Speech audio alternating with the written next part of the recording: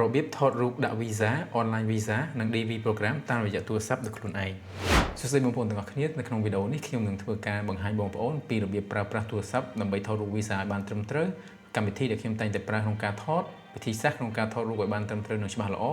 និងការបំលែងរូបឲ្យមានទំហំនិងលក្ខណៈសមស្របទៅតាមតម្រូវការនៃការដាក់ visa តាម online ឬការដាក់ឆ្នោត DV program ជាពិសេសនោះគឺអត់មានគិតថ្លៃអ្វីទាំងអស់បើចង់ជិះច្បាស់សូមទស្សនាវីដេអូនេះទាំងអស់គ្នា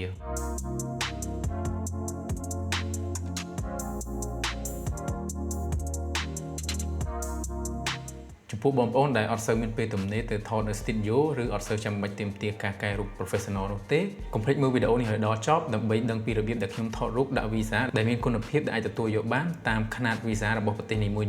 ដោយប្រើតែទូរស័ព្ទនេះមួយមុខប៉ុណ្ណោះអត់ចាំបាច់មានកាមេរ៉ាធំឬកុំព្យូទ័រដើម្បីកែរូបនោះឡើយដំបូងយើងត្រូវទាញកម្មវិធីមួយនេះដែលមានឈ្មោះថា Passport Photo ID Photo App ពី App Store ឬក៏ Play Store សម្រាប់ app នេះដែរគឺវាមានជា paid version និង free version អ្វីដែលខុសគ្នានោះគឺ paid version អត់មានពាណិជ្ជកម្មនិងមានមុខងារលុបផ្ទៃខាងក្រោយដោយស្វ័យប្រវត្តិប៉ុន្តែ free version គឺល្អគ្រប់គ្រាន់សម្រាប់ប្រើប្រាស់ហើយនៅក្នុងវីដេអូនេះខ្ញុំនឹងបង្រៀនបងប្អូនពីរបៀបលុបនិងបដូរពណ៌ផ្ទៃខាងក្រោយដែលឥតគិតថ្លៃនិងងាយស្រួលផងដែរជាដំបូងយើងត្រូវចូលទៅក្នុងកម្មវិធី Passport Photo ហ្នឹងតបមកវានឹងបង្ហាញផ្ទាំងមួយនេះដោយសារខ្ញុំត្រូវការប្រើកម្មវិធីនេះច្រើនខ្ញុំបានទិញ premium version យូរណាស់មកហើយដែលខ្ញុំប្រាប់អញ្ចឹងគឺអ្វីដែលខុសគ្នាគឺអត់មាន ad និង remove background ដែលយើងអូតូបន្ទាប់មកទៀតយើងចុចលើពាក្យ new photo រួចជ្រើសរើសយកប្រទេសឬប្រភេទ visa ដែលយើងចង់ទៅ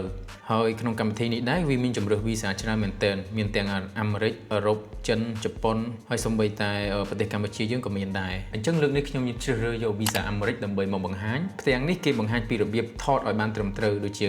គម្លាតនៃការថតការមើលកាមេរ៉ាឲ្យចំនិងការដាក់ក្បាលយើងឲ្យស្របទៅនឹងស៊ុមរបស់គេការឈរឲ្យឃ្លាតឆ្ងាយពីជញ្ជាំងនិងគួររកកន្លែងណាដែលមានផ្ទៃស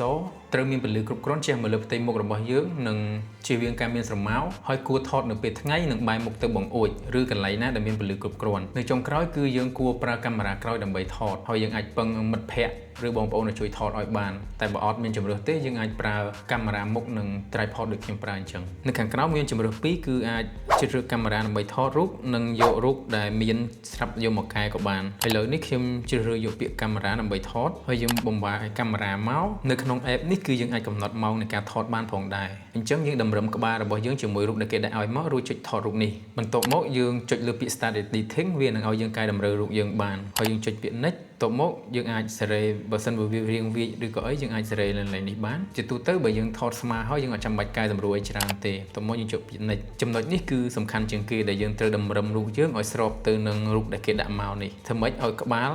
ហើយនឹងចង្កាយើងស្ថិតនៅក្នុងរង្វង់ហ្នឹងអញ្ចឹងយើងធ្វើម៉េចឲ្យចំមុះយើងនៅកណ្ដាលមកហើយក្បាលចង្កានៅក្នុងរង្វង់ចំពោះថ្ពាល់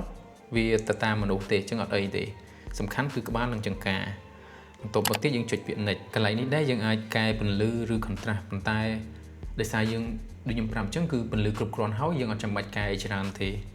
អញ្ចឹងខ្ញុំចុចពាក្យ next ទាំងនេះគឺគេឲ្យយើងផ្ទៀងផ្ទាត់រូបដែលបានថតនិងកែសម្រួលហើយបើរូបនឹងត្រឹមត្រូវតាមលក្ខខណ្ឌប្រភេទ visa ដែលយើងបានជ្រើសរើសហើយវានឹងចេញសញ្ញា tick ពណ៌បៃតងនៅលើ photo size របស់យើងតែបើខុសវានឹងលុតសញ្ញាខ្វែងពណ៌ក្រហមដូចនេះអញ្ចឹងដោយសារ background យើងវាអត់សូវសវារៀងល្ងិតទំហំរបស់យើងគឺត្រឹមត្រូវហើយតែផ្ទៃ background របស់យើងគឺអត់ទាន់ត្រឹមត្រូវទេដោយសារពណ៌និងពន្លឺមិនទាន់គ្រប់គ្រាន់កន្លែងនេះដែរបើយើងមាន premium version ឬ paid version យើងអាចចុចលើពាក្យ change ហើយកម្មវិធីនេះនឹងធ្វើការលុបនិងបដូរ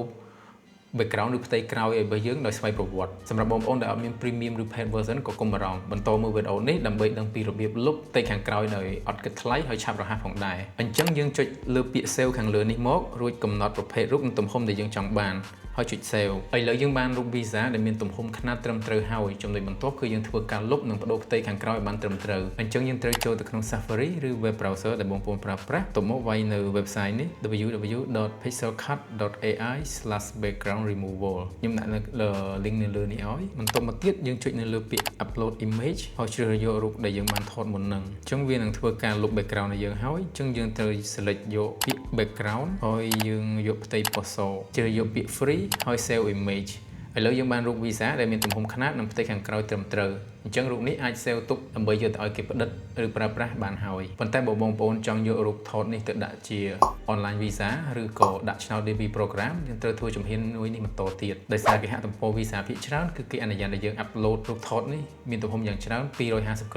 ប៉ុណ្ណោះដើម្បីមានភាពងាយស្រួលក្នុងការគ្រប់គ្រងទិន្នន័យរបស់គេដូច្នេះយើងត្រូវកែសម្រួលប្រភេទនិងទំហំរូបថត visa របស់យើងផងដែរដំបូងយើងត្រូវចូលទៅកាន់គេហទំព័រមួយទៀតដែលខ្ញុំដាក់ឲ្យនៅលើនេះរួចហើយយើងត្រូវចុចលើពាក្យ upload file ហើយជ្រើសរើសយករូបដែលយើងបានបដូរផ្ទៃមុនហ្នឹងទៅមកទៀតយើងរងចាំបន្តិចវានឹង convert រូបនេះឲ្យយើងហើយយើងចុចយកពាក្យ download ទៅពី download ហើយយើងអាចចុច view ហើយយើង save រូបនេះទៅក្នុង photo app របស់យើងឥឡូវយើងបានរូបពីរហើយជាងរូបទី1ហ្នឹងយើងអាចយកទៅផ្ដិតដើម្បីប្រើប្រាស់បានហើយរូបទី2នេះគឺវាមានទំហំត្រឹមតែ